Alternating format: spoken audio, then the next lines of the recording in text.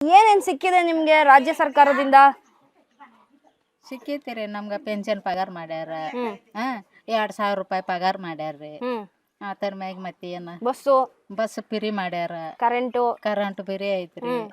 ಖುಷಿ ಐತೆ. ಖುಷಿ ಆಯ್ತು. ನಿಮ್ಗೆ 2,000ದಿಂದ ಉಪಯೋಗ ಆಗ್ತಿದ್ಯಾ? ಆಗ್ತೈತಿ. ಮತ್ತೆ ಏನ್ ಮಾಡೋದ್ರಿ? ಏನ್ ಮಾಡ್ತೀರಿ ಅದ್ರಲ್ಲಿ? ಅದ್ರಲ್ಲಿ ಏನ್ ಮತ್ತೆ ನಾವೇನ್ ದುಡ್ಯಾಕ್ ಹೋಗೋರಲ್ಲ, ಅದು ಏನ್ ಮಾಡೋರಲ್ರಿ.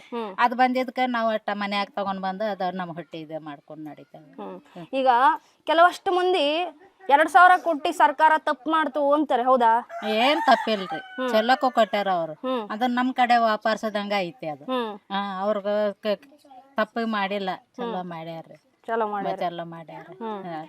ಈಗ ಎಲೆಕ್ಷನ್ ಬರ್ತಾ ಇದೆ, ನಿಮ್ಗೆ ಯಾವ ಪಕ್ಷ ಬಂದ್ರೆ ಚಲೋ ಅನ್ಸುತ್ತಮ್ಮ? ಏನ್ ಅದ್ರಾಗ ನಾವ್ ಏನ್ ಹೇಳೋದ್ರಿ? ನಿಮ್ಗೆ ಈಗ ಇಷ್ಟೆಲ್ಲ ಸೌಲಭ್ಯ ಕೊಟ್ಟಿರೋದು ಕಾಂಗ್ರೆಸ್ ಪಕ್ಷ. ಅವ್ರು ಬಂದಾರ ನಮ್ಗೆಲ್ಲ ಚಲೋ, ಇನ್ನು ಒಂದ್ ಸ್ವಲ್ಪ ಆರಾಮ ಆಗತ್ತೆ, ಬಡವರು ಬದುಕಬಹುದು ಅಂತ ಹೇಳಿ ನಮ್ಗೆ ಇದ ಇಷ್ಟ. ಮತ್ತೆ ಯಾವ ಪಕ್ಷ ಬೇಕು? ಈಗ ಕಾಂಗ್ರೆಸ್ ಬೇಕ್ರಿ.